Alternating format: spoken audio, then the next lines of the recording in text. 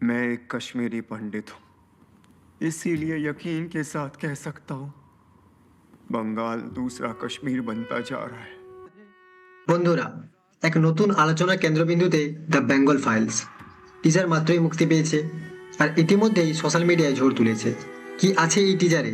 চলুন ফিল্মি স্টাইলে জেনে নিই পুরো বিশ্লেষণ।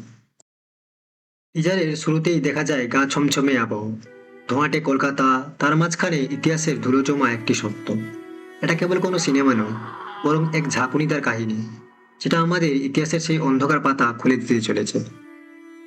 টিজারটি স্পষ্ট ইঙ্গিত দেয় এই ছবি বিতর্ক, আবেগ আর বাস্তবতার ত্রিভুজে দাঁড়িয়ে। অভিনয়ে রয়েছেন এক ঝাঁক শক্তিশালী মুখ। টিজারের মুখ্য চরিত্রে মিঠুন চক্রবর্তী, মিথিলা পাল, পরাণ বন্দ্যোপাধ্যায় আর রোস্তাব দত্ত সহ বহু অভিনেতা বা অভিনেত্রী রয়েছেন। আর যাদের মধ্যে আমরা দেখতে পাচ্ছি গান্ধী রোল করেছেন অনুপম খের। আর তার পাশাপাশি রয়েছেন জিন্না রোল আমরা এখানে দেখতে পাই। আর তারপর সাভারকর, বিভিন্ন রকমের যারা স্বাধীনতা সংগ্রামী ছিলেন, তাদের সকলকেই এই মুভির মাধ্যমে ফুটিয়ে তুলেছেন ডিরেক্টর বিবেক রঞ্জন অগ্নিহোত্রী।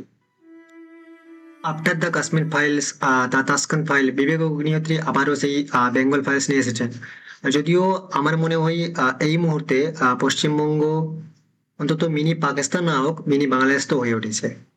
তবে এই ট্রেলারে লাস্টের যে দৃশ্যটি দেখানো হয়েছে, মা দুর্গাকে জ্বলন্ত অবস্থায় দেখানো হয়েছে। আর সেখানে বলা হয়েছে যে the Kashmir you hurt you, but the Bengal is haunt you. মানে সত্যি কথা বলতে সেই সময়টা আমার চোখে জল চলে এসেছিল, কারণ আমিও তো একজন বাঙালি এবং আমিও জানি যে এই মুহূর্তে পশ্চিমবঙ্গের অবস্থাটা ঠিক কেমন। তো যাই হোক বন্ধুরা, বিদায় নিচ্ছি। আশা করি তোমরা এই সবাই এই সিনেমাটি দেখার অপেক্ষায় থাকবে, আমিও নিশ্চয়ই থাকবো। তো গুড বাই, জয় হিন্দ।